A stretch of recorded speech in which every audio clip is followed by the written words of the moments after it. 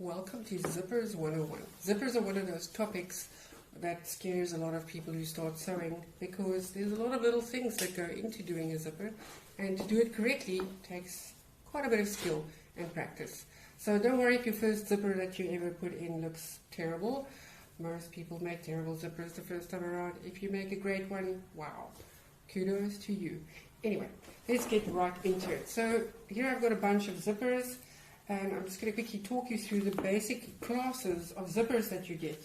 So you'll see the two big classes of zipper that you can categorize all zippers into would be one, teeth molded, and it can be molded from everything from metal to plastic. So here I've got a bright yellow molded teeth plastic zipper. Okay, so this is hard plastic, and this is a chunky zipper. It happens to also be a separating zipper. So in addition to zippers being classed according to how they actually interlock, in this case it's molded teeth, they also will be classed whether it is separating or a closed one. So here I've got metal molded teeth. Okay, these are all various sizes of brass zipper with molded teeth, and these are typically found in denim and things where you need a very strong zipper. Okay, and here's like quite a pretty little small one, and here I've got a metal molded teeth separating zipper with a chunky pull tab. So these are great, but they're not exactly for beginners. Okay, that's because we can't really sew over these teeth. If we make boo-boos, we're going to break needles with these. And typically these zippers, when we install them in a garment, they will be in very complicated constructions such as this. This is a fly front zipper, and this garment's full of metal zippers. Okay, so this kind of zipper tends to bite you if you have nothing in between the zipper and your body. So it always has to have this extra little tab in there. So this method for inserting a zipper, this is known as a fly front zipper, and it is quite a complicated process. So we would start off with zippers that are a little bit easier, and you'll see metal teeth zippers are oftentimes used as almost like features. So in these pockets, this garment has these really chunky metal zippers, and it's very durable. Okay, when these, by the way, get stuck, if you have denim at home that has metal teeth zippers in it that get stuck, just slide a candle over the teeth and it will almost like lubricate, and so the chain will not get stuck anymore. Now, here is another fly front zipper, but this one doesn't have a molded metal teeth zipper in it. This one has what we call a nylon coil zipper, and this is the second class, big class of zipper that you get. These are coil zippers. So these are not molded teeth, so we'll take those away. We'll put them there. These are all nylon coils. So they basically have two long strands that, like, think of DNA or something. Or I think they're called slinkies. Those metal things that you chuck down the stairs and it will jump by itself. So imagine you had two slinkies and you made them interlock like that when you slide the slider over the coils. And so these coil zippers are made of nylon, and you'll see they've got like a metal stopper at the bottom to prevent the slider from going off. And these are all different lengths and colors, and they come in so many different varieties.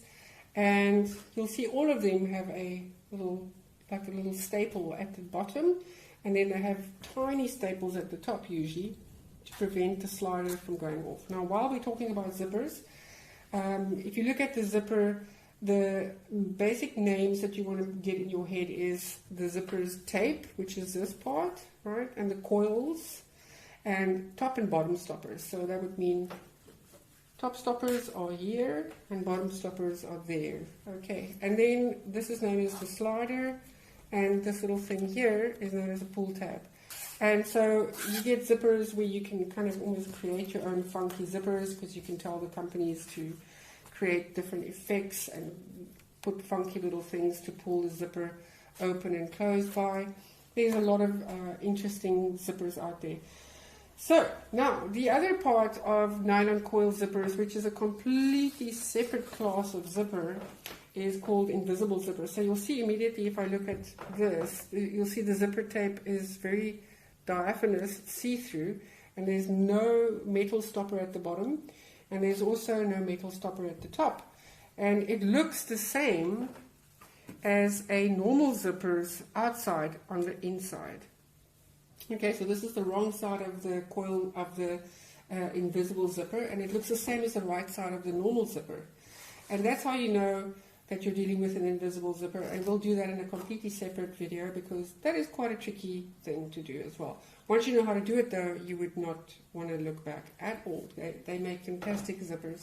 So in a garment, oftentimes you'll see variations of this zipper being placed into the garment in this particular way is called a lapped zipper, and it's where the cover for the zipper, the fabric that covers it, is covering it all to the one side.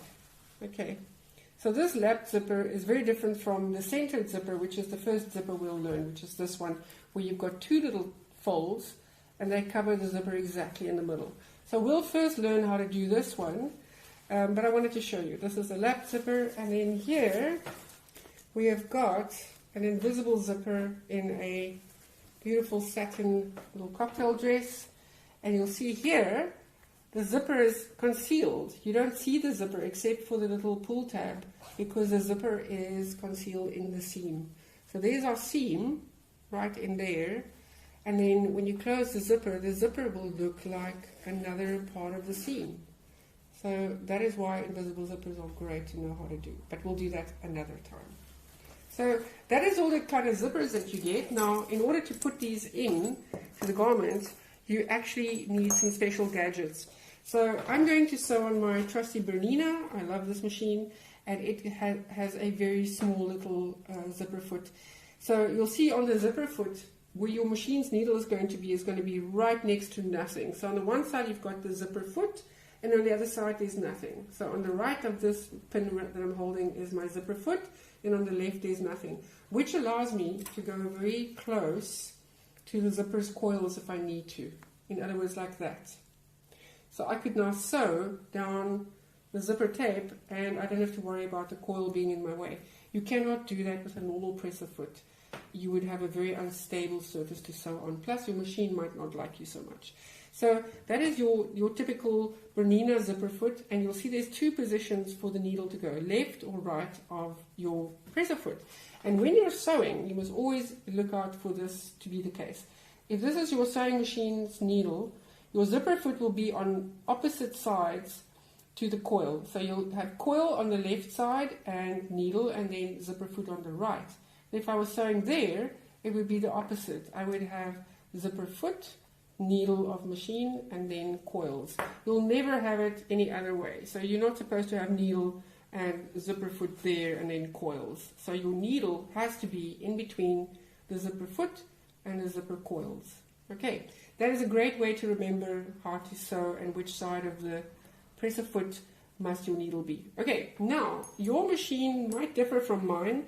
Your stuff might even look a little bit different. So this is another presser foot for a zipper, but it's from quite a fancy Elna that I have. And this is a more entry-level snap-on zipper foot that has two positions.